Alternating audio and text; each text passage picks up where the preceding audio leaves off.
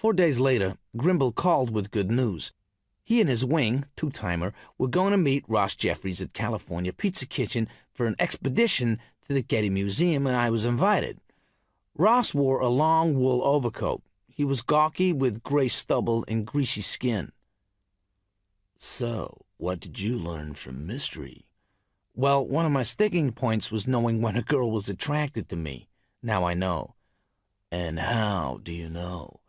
"When I get 3 indicators of interest." "Name them." "Let's see. When she asks you what your name is." "That's 1. "When you take her hands in yours and squeeze them, and she squeezes back." "That's 2. "And, I can't remember the rest right now." "Ah, then he's not a very good teacher, is he? Case closed." A short waitress with blue nails arrived to take our order. Ross looked at her and then winked at me. "These are my students. I'm their guru." "Really? What would you say if I told you that I teach people how to use mind control to attract any person they desire?" "Get out of here." "It's true. I can make you fall in love with any person at this table. Let me ask you something. When you're really attracted to somebody, how do you know?" She thought for a moment. "Well, I guess I get a funny feeling in my stomach, like butterflies." Ross put his hand, palm up, in front of his stomach.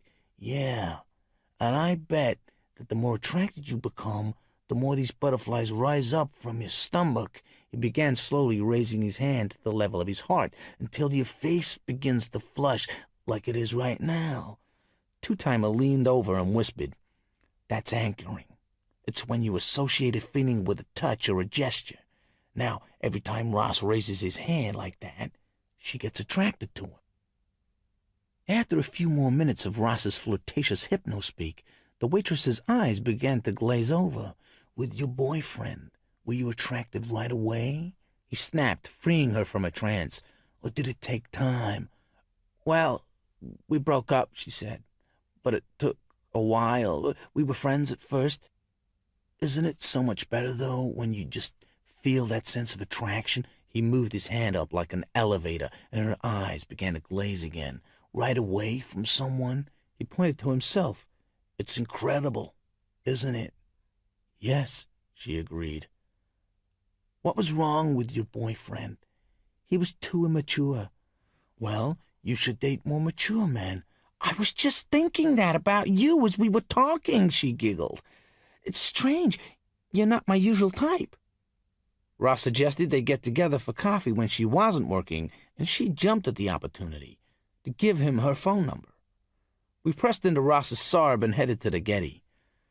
"Darwin talked about survival of the fittest," Two-timer explained to me as we walked through the collection of pre-20th century art.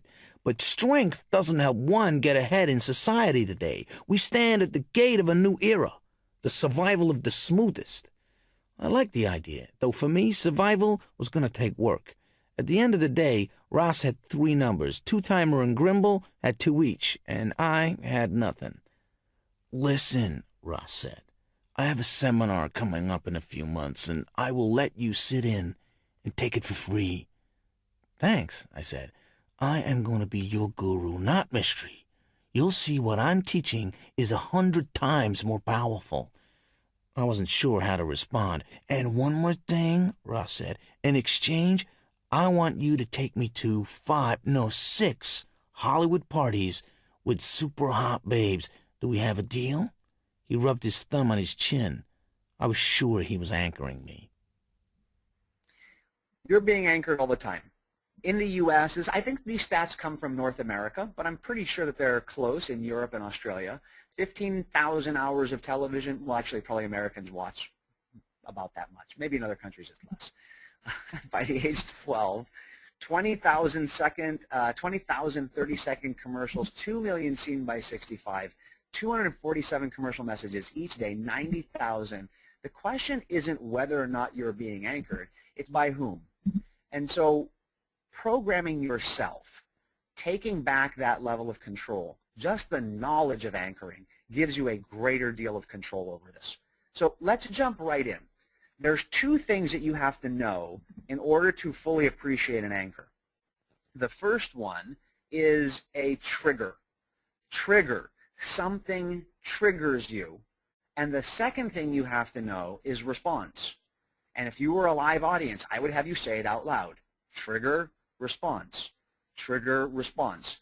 A trigger gets you to respond a certain way. The trigger can be visual, auditory, kinesthetic, olfactory, gustatory. When I was walking through that airport and I heard the cell phone go off all the way on the other side, and I still reached for mine, the sound of the cell phone was the trigger, and my response was reaching for my phone. That's trigger and response. In NLP, the trigger is called an anchor, and the response is called a state. So the first thing you have to learn about anchoring is we need to talk about states. This comes from psychology, and a lot of people in anchoring talk about this. My PhD is in health psychology, and one of the things that's so important in overall health and fitness is being in a positive state, even when you're going through negative things.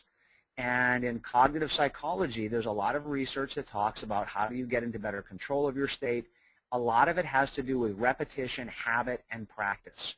In other words, doing a series of anchors to learn how to better control your state all the time. State. So what is state? State is an emotion. If you see here on the screen, it has intensity over time.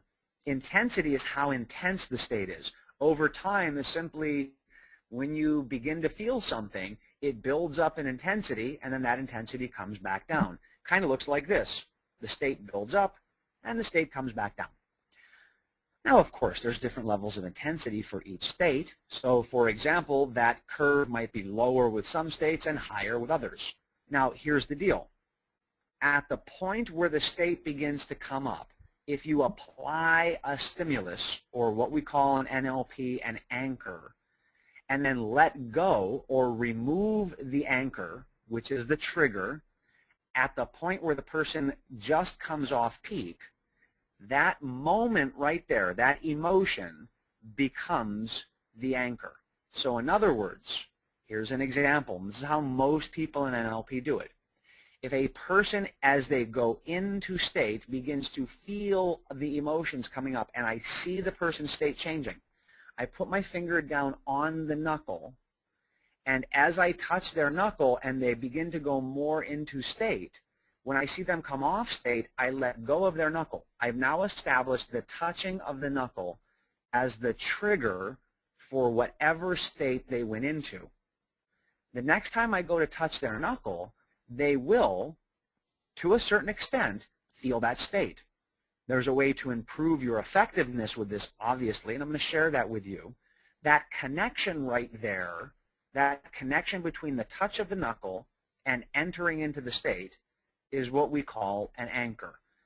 And in the email that we send out to you guys as the follow-up after this, and we're going to provide you with a free gift to help you with your resources, one of the things that I'd also love to provide is a video of me doing a simple anchor with a gentleman that I invited up during one of our practitioner trainings so that you can see this. Streaming it right now, that's going to be a little bit more difficult, so I'm going to have to continue to explain this. Now, you need to know 4 things to understand an anchor. First of all, you need to understand how to get the person to recall the anchor, how to anchor it, then how to change the state, and then how to evoke it. We're going to cover those. How long the anchor is roughly 5 to 15 seconds. There's no way for me to tell you it's going to be 5, 15. It's different with every person. The mnemonic device that we use to remember how to do an anchor is RACE. Recall, anchor, change, evoke.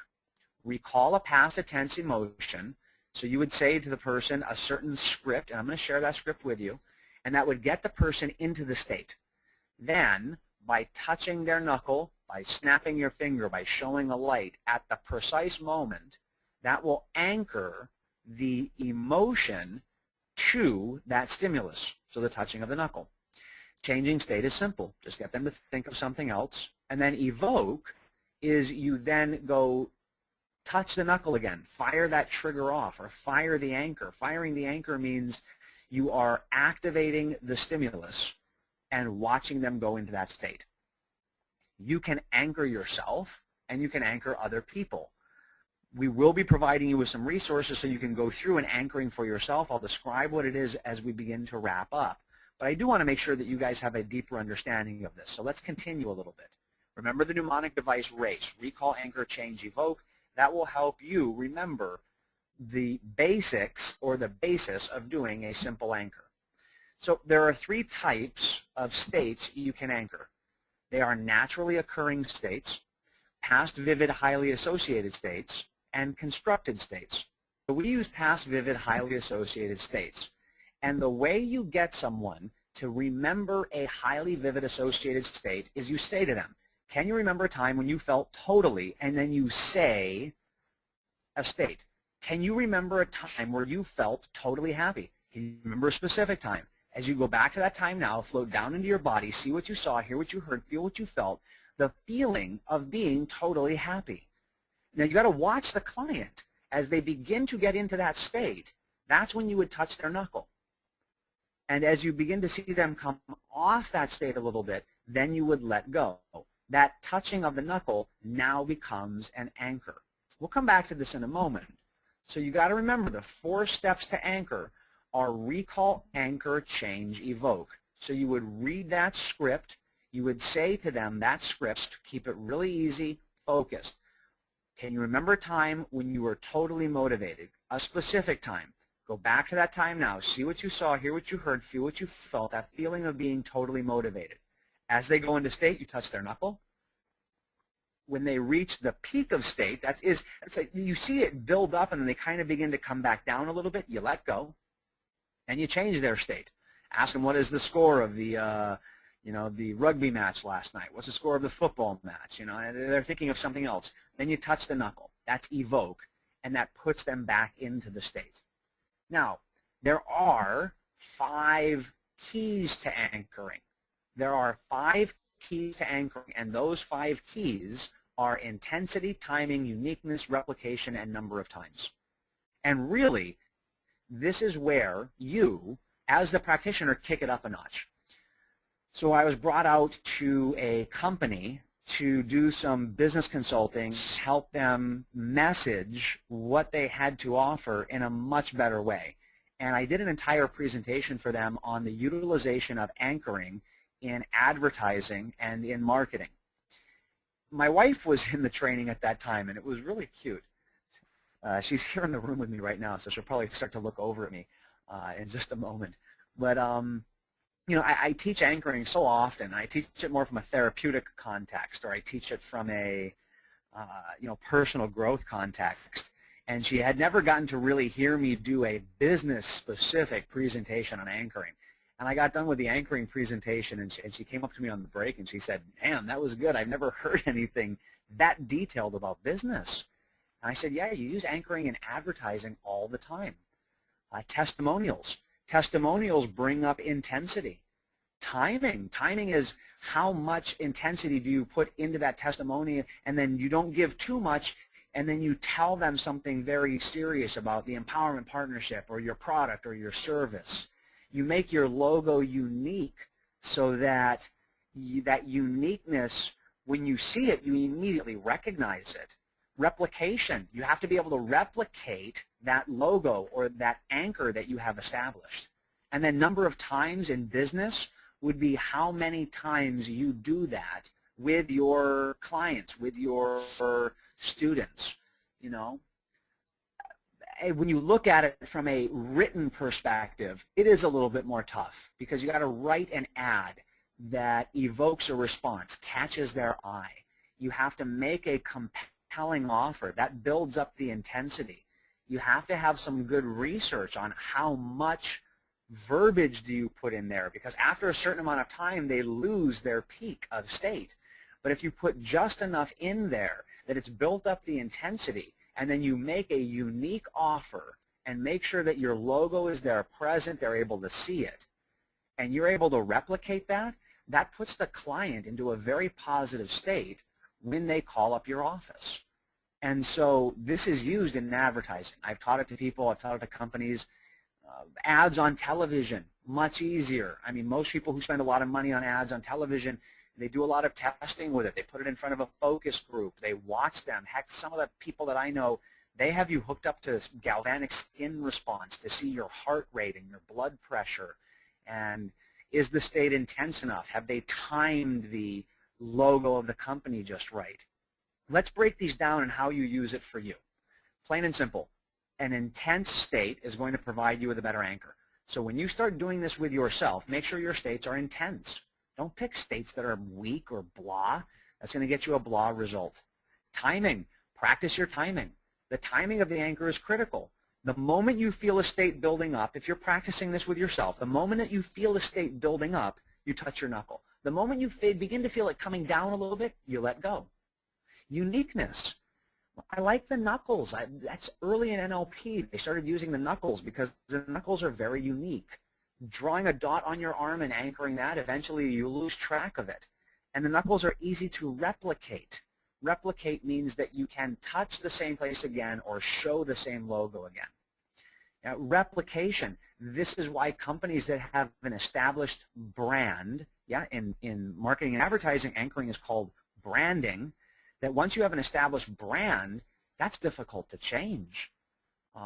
10 years ago, the name of our company was Advanced Neurodynamics. It took 3 years to do a series of branding to transition from that name to the Empowerment Partnership, which is a name that I think is more fitting for what we do. Number of times. That's the more you anchor yourself, the more it builds up that state. So you got to remember race and I-turn. Race is recall, anchor, change, evoke. That's basically how you do an anchor. And I-turn is intensity, timing, uniqueness, replication, number of times. These are the 5 keys to anchoring. So let's talk about, in just a moment, stacking anchors. I want to, again, help you understand that this picture of the hand up there, that knuckle, if I just did one state and touched that knuckle one time, that's a simple anchor. What's going to be very powerful for you guys isn't just to put one state in there, but to be able to set up a very powerful resource anchor for yourself. In NLP, we have a thing called resource anchors. A resource anchor is multiple states anchored individually to the same location. I've gotten to work with a ton of people who've gone out and then become trainers. In fact, in a week, we're running our trainers training here. And I think it's our 28th annual trainers training. Those are 28 years now. We have taught people to go out there and become trainers of NLP. I mean, we have trained some of the big names in the business. Companies down in Australia, in Europe, Japan. They're graduates from our program, and they're doing amazing. And here's the deal. When you get up in front of a group, you better be in a positive state. And the way you get into a positive state is to control your state. And the easiest way to do that with NLP is through stacking anchors. So you can anchor multiple positive states to the same location so that you are able to use that as a resource. Why would you want this? Well, if you do any presentations, if you do any communication, any selling, any dialogue with an individual where you want to be in certain emotional states going into that, that would be a good thing. Or if you play a sport, even from a recreational standpoint. I got to work with a golfer who was wanting to go from amateur to pro, and he had a 0 handicap. This guy was amazing, and the bulk of the work I did was teaching him how to maintain a good state when he hit a bad shot, because the thing that threw him off was he'd hit the ball, it wasn't exactly the way he wanted, and he would begin to feel a negative state. So I helped him build up a powerful resource anchor that he would then be able to use instead. So those are the reasons why you would want to have a resourceful anchor, because it gives you an opportunity to be in a positive, amazing state in any situation. So it looks like this. If that's your hand, let's say we wanted to pick some states, maybe happiness, power, confidence, and laughter. I love laughter in there. If you're dealing with certain issues that you want to release, you would anchor happiness to the knuckle. You would then anchor power to the same knuckle. You would then anchor confidence to the same knuckle. Then you would anchor laughter. Now, these are example states, folks. These are example states. Please remember, you pick the states that are appropriate for you. I don't think I anchored laughter to my positive state of getting up in front of a group, because every time I get up in front of the group, I don't want to start laughing at them. I'd much rather be laughing with them. So I think I put things in there like confidence, totally going for it, feeling empowered, motivation. I got motivation in there. So I picked states that were appropriate for that context. If you're using your resource anchor to overcome negativity, I love laughter. Make sure you get laughter in there if you want to overcome the negativity with that. So that's basically a stacked anchor or a stacking anchor. You are over and over again putting a positive state on a specific location. Now, the MP3 that you guys are going to get, I always love to give back. In NLP terms, it's called Ring of Power. And you guys are going to get a recording where I'm going to guide you through the process of establishing a powerful resource anchor. Yeah, for those of you that like Lord of the Rings, I don't know, that's the Lord of the Rings ring there. A student gave that to me and said, you should put that up there. I guess the movie has a positive anchor for that student. But you're going to be given what's called a Ring of Power. Let me explain what it is so that you guys are all prepped for it. When I first started doing NLP, Tony Robbins, Richard Bandler, they would do a resource anchor that was called, I don't remember which one called it Ring of Power. One of them called it Ring of Power. One of them called it Circle of Excellence, or maybe it was Circle of Power or Ring of Excellence. I don't know. Who cares what the label is? The idea is that if you have an imaginary ring on the ground, that when you think of a positive state and you step into it, you anchor that positive state to that imaginary ring. Well, what that does is it allows you to then imagine that ring anywhere, and you can just step right into it and feel that. We do this with groups all the time, and I did a studio recording of this, and I'm going to give that back to you guys. I want you guys to have the availability to do that and to truly experience. We're also going to send you a copy of a video of me doing an anchor so you can see the timing, so that you'll be able to see that and get an experience of it. This is going to begin to wrap up the presentation. So, let me go over a quick summary. Let me give you the tips, and then I'm going to remind you of our websites real quick, talk about how you get the MP3, and then I'm going to open it up to questions. So here we go. Begin to notice your anchors and how you react to them. Begin to notice the negative and positive anchors that trigger you.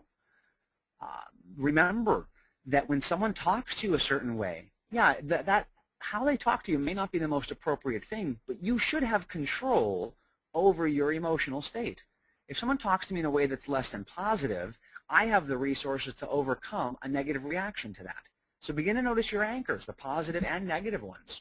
Make sure when you get that email and you got the MP3 that you listen to it and establish a powerful resource anchor to improve your state from moment to moment. And then the best thing you can do is practice, practice, practice.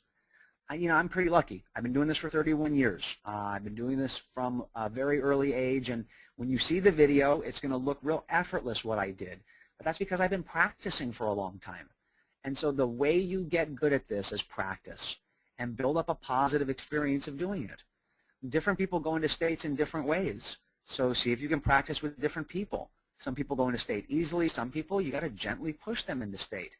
And that's just you getting more flexible with what you do. So let me quickly go through this. You already have our websites. Make sure you stay in contact with us. You got our Facebook connection. I hope a few of you link up with me on Facebook. I'll look forward to seeing you there. And the downloadable MP3. We usually send an email out with the downloadable MP3, but we also give you